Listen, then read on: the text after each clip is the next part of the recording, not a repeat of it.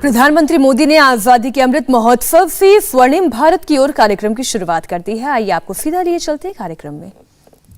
जिनकी तपस्या से वन, पर्वत, पहाड़ भी जागृत हो उठते हैं, मानवीय प्रेरणाओं का केंद्र बन जाते हैं। माउंट आबू की आभा भी दादा लेखराज और उन जैसे अनेकों सिद्ध व्यक्तित्वों की वजह निरंतर बढ़ती रही है। आज इस पवित्र स्थान से ब्रह्मा कुमारी संस्था के द्वारा आजादी के अमृत महोत्सव से स्वर्णिम भारत की ओर एक बहुत बड़े अभियान का प्रारंभ हो रहा है। इस कार्यक्रम में स्वर्णिम भारत के लिए भावना भी है, साधना भी है। इसमें देश के लिए प्रेरणा भी है और ब्रह्मा कुमारियों के प्रयास भी हैं। मैं देश के संकल्पों के साथ, देश के सपनों के साथ निरंतर जुड़े रहने के लिए ब्रह्मा कुमारी परिवार का बहुत बहुत अभिनंदन करता हूं। आज के इस कार्यक्रम में दादी जानकी, राजयोगिनी दादी हृदय मोहिनी जी सशरीर हमारे बीच उपस्थित नहीं है। मुझ पर उनका बहुत स्नेह था। आज के इस आयोजन पर मैं उनका आशीर्वाद भी महसूस कर रहा हूं। साथियों, जब संकल्प के साथ साधना जुड़ जाती है, जब मानव मात्र के साथ हमारा मम भाव जुड़ जाता है, अपनी व्यक्तिगत उपलब्धियों के लिए इदम न मम यह भाव जागने लगता है, तो समझिए हमारे संकल्पों के जरिए एक नए कालखंड का जन्म होने वाला है, एक नया सवेरा होने वाला है। सेवा और त्याग का यही अनुभव आज अमृत महोत्सव में नए भारत के लिए उमड़ रहा है। इसी त्याग और कर्तव्य भाव से करोड़ों देशवासी आज स्वर्णिम भारत की नींव रख रहे हैं। हमारे और राष्ट्र के सपने अलग अलग नहीं हैं। हमारी निजी और राष्ट्रीय सफलताएं अलग अलग नहीं हैं। राष्ट्र की प्रगति में ही हमारी प्रगति है। हमसे ही राष्ट्र का अस्तित्व है और राष्ट्र से ही हमारा अस्तित्व है। ये भाव, ये बोध नए भारत के निर्माण में हम भारतवासियों की सबसे बड़ी ताकत बन रहा है। आज देश जो कुछ कर रहा है उसमें सबका प्रयास शामिल है। सबका साथ, सबका विकास, सबका विश्वास। आज एक और बात, सबका प्रयास। ये सब देश का मूल मंत्र बन रहा है। आज हम एक ऐसी व्यवस्था बना रहे हैं जिसमें भेदभाव की कोई जगह न हो,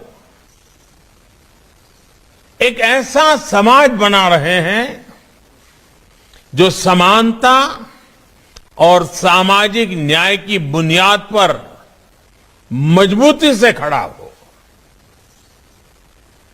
हम एक ऐसे भारत को उभरते देख रहे हैं जिसकी सोच और अप्रोच नई है, जिसके निर्णय प्रगतिशील हैं। साथियों, भारत की सबसे बड़ी ताकत यह है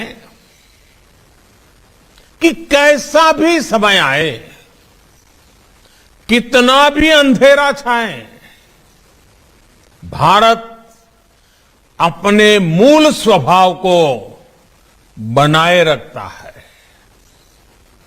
हमारा युगों युगों का इतिहास इस बात का साक्षी है। दुनिया जब अंधकार से दौर से और गहरे दौर में थी, महिलाओं को लेकर पुरानी सोच में जकड़ी थी, तब भारत मातृशक्ति की पूजा देवी के रूप में करता था। हमारे यहां गार्गी, मैत्रेयी, अनसुईया, अरुंधति और मदालसा जैसी विदुषियां समाज को ज्ञान देती थी।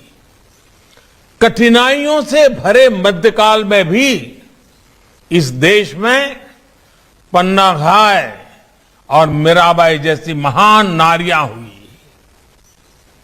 और अमृत महोत्सव में देश जिन स्वाधीनता संग्राम के इतिहास को याद कर रहा है, उसमें भी कितनी ही महिलाओं ने अपने बलिदान दिए हैं।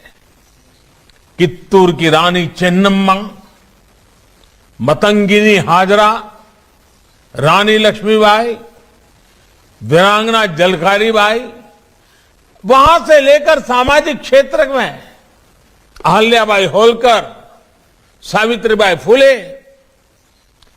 इन देवियों ने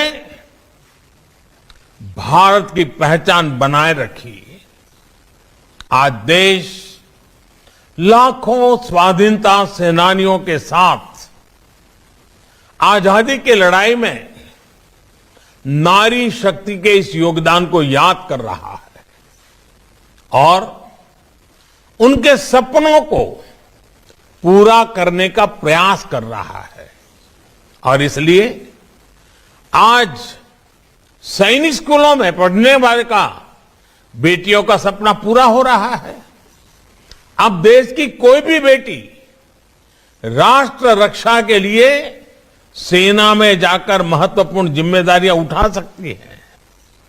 महिलाओं का जीवन और कैरियर दोनों एक साथ चले, इसके लिए मातृ अवकाश को बढ़ाने जैसे फैसले भी किए गए हैं। देश के लोकतंत्र में भी महिलाओं की भागीदारी बढ़ रही है। 2019 के चुनाव में हमने देखा कि किस तरह पुरुषों से ज्यादा महिलाओं ने मतदान किया। आज देश की सरकार में बड़ी बड़ी जिम्मेदारियां महिला मंत्री संभाल रही है और सबसे ज्यादा गर्व की बात है कि अब समाज इस बदलाव का नेतृत्व खुद कर रहा है।